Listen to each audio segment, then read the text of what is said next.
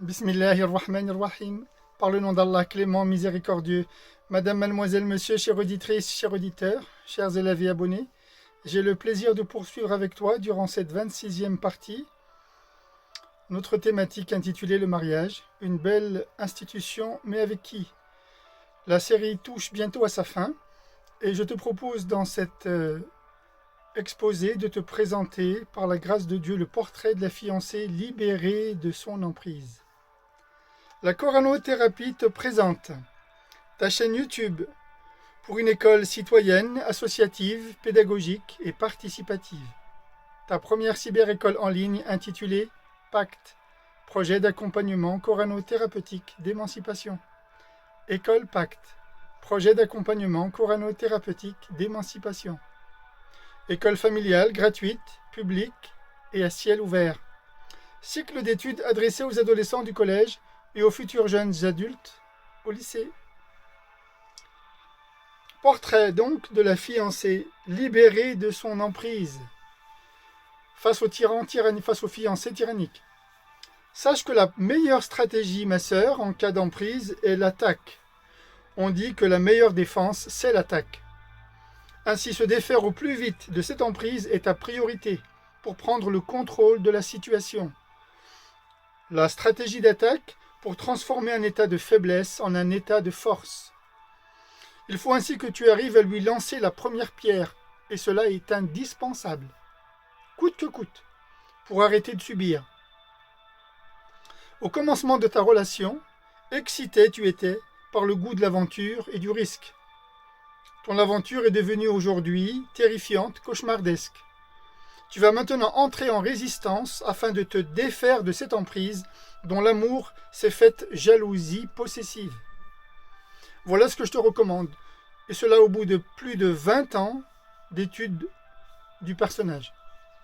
Premièrement, tu te libères de cette double tutelle, celle qu'il t'a imposée, celle que ton amant t'a imposée, celle du faux père et du faux frère.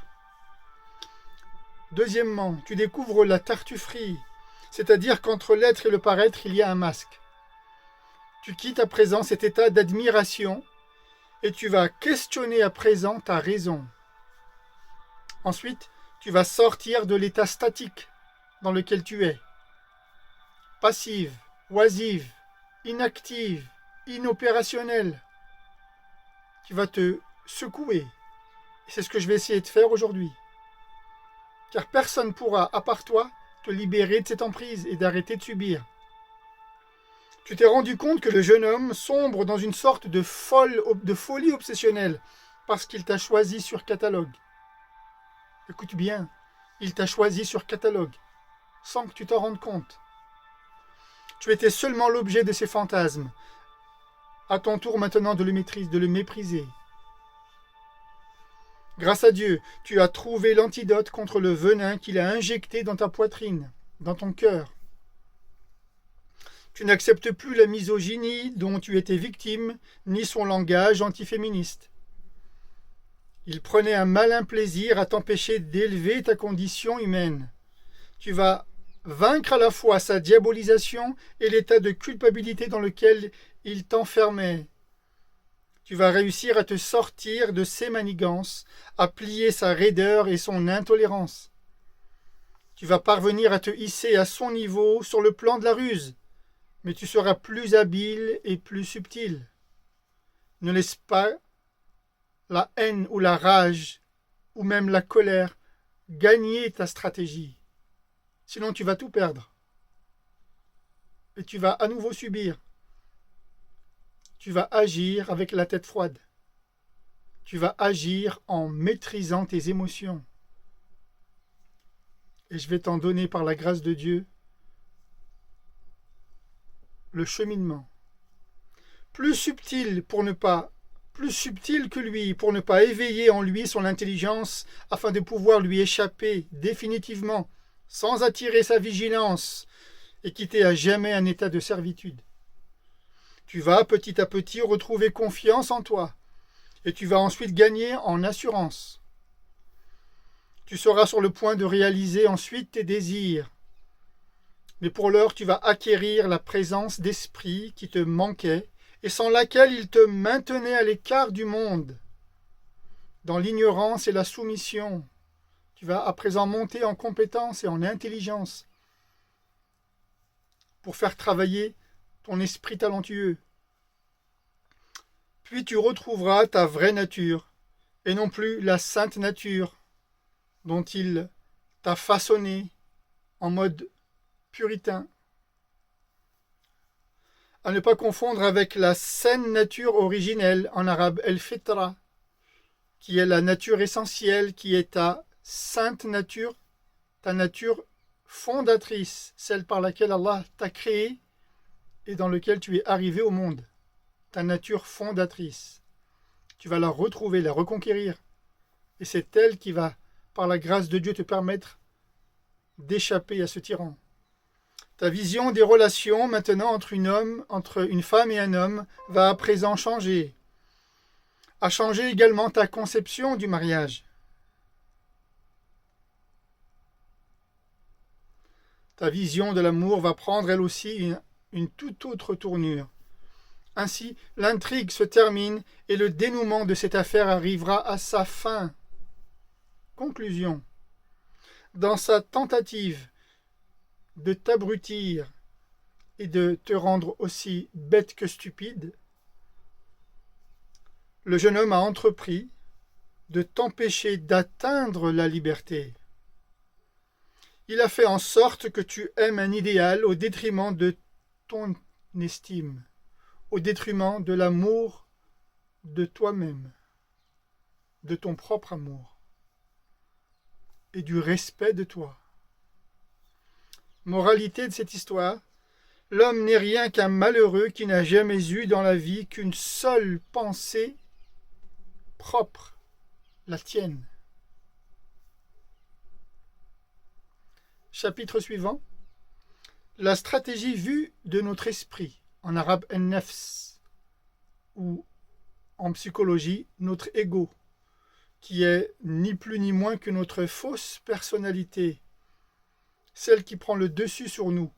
On l'appelle aussi l'âme bestiale, cruelle et impitoyable.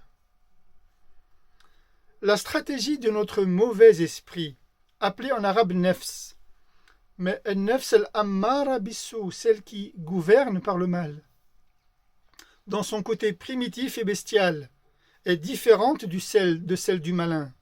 Satan avait sa stratégie, et tu vas te rendre compte que notre propre nafs, notre propre ego, a aussi sa stratégie.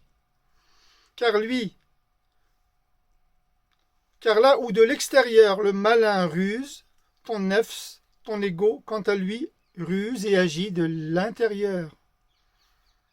Ainsi tu étais prise entre deux ruses, deux mauvais esprits. Ces deux mauvais esprits se rejoignent pour envahir ton cœur, lieu où prend naissance tes sentiments. La ruse du malin va agir de l'extérieur et la ruse de ton nafs va également agir de l'intérieur pour atteindre ta faiblesse et seulement ta faiblesse, comme chacun a la sienne. Et la tienne se trouve dans le simple désir de plaire, de séduire parfois. La coquetterie, elle aussi a ses travers, et c'est là ton péché mignon.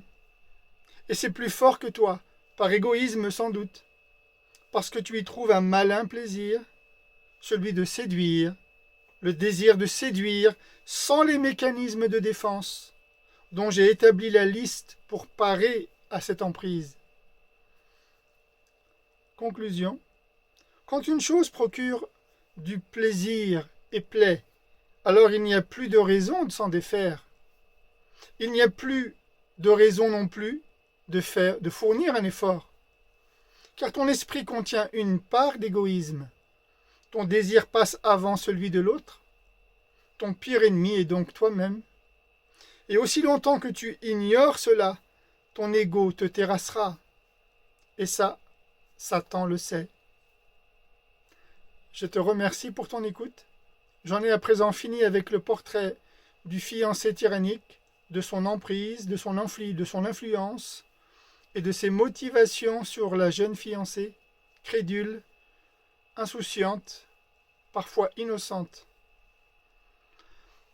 Dans la prochaine partie, je m'octroie un droit de réserve, un droit de réponse sur une vidéo ou un extrait de vidéo que je vais me permettre d'apporter quelques critiques concernant la vidéo d'un shir qui s'appelle Ahmed Mikhtar ou Mikhtar dans la série des fatwas questions-réponses concernant l'intitulé de son sujet Épouser une non-musulmane. Je te remercie pour ton écoute. Je te prie de t'abonner, de commenter, de faire partager éventuellement. Et d'ici à te retrouver prochainement, Assalamu alaikum wa rahmatullahi wa barakatuh.